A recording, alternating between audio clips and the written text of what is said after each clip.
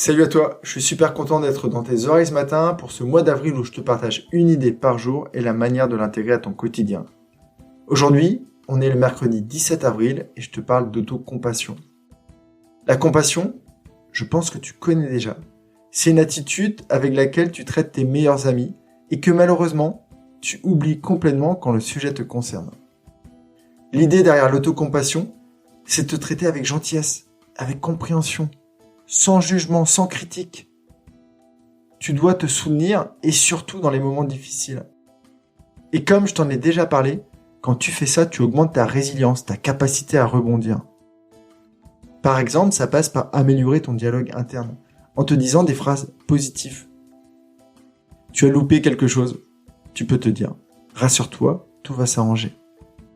Tu es face à une difficulté, tu peux te dire « Tu es capable de gérer la situation ». Imagine vraiment que face à toi, tu as une personne que tu adores. C'est ton meilleur ami ou ta meilleure amie et tu as envie de l'aider à avancer ou à traverser cette tempête. Quand tu te traites comme ton ou ta meilleure amie, tu fais un pas de plus vers une belle estime. Tu n'aimes pas les personnes qui te critiquent ou qui te jugent. Donc, en arrêtant de le faire avec toi-même, tu vas plus t'aimer et tu vas beaucoup plus reconnaître ta valeur.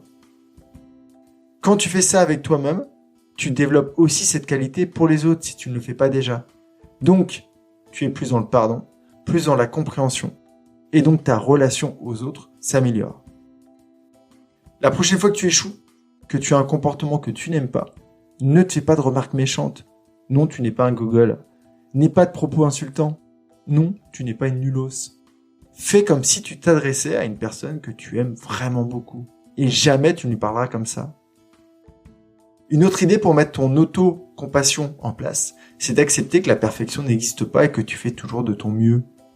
En le reconnaissant, tu améliores tes pensées, tes émotions, tes actions, tes résultats et donc ta vie. La pratique de la pleine conscience peut t'aider car tu es capable d'attraper les pensées qui manquent de bienveillance envers toi et tu pourras les switcher avec des pensées bien plus positives. Il y a une pratique que j'aime beaucoup, c'est l'écriture d'une lettre qui t'est adressée. Pour ça, tu peux prendre une de tes photos et t'adresser des mots doux, bienveillants et extrêmement positifs. C'est une photo que tu pourras ressortir à chaque moment un peu dur de ta vie. Il faut vraiment que tu comprennes que pratiquer l'autocompassion, c'est révolutionnaire.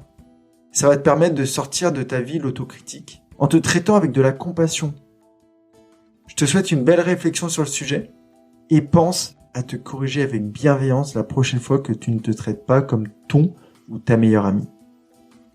Je te rappelle qu'il n'y a qu'une seule personne avec qui tu vas passer le reste de ta vie, c'est toi.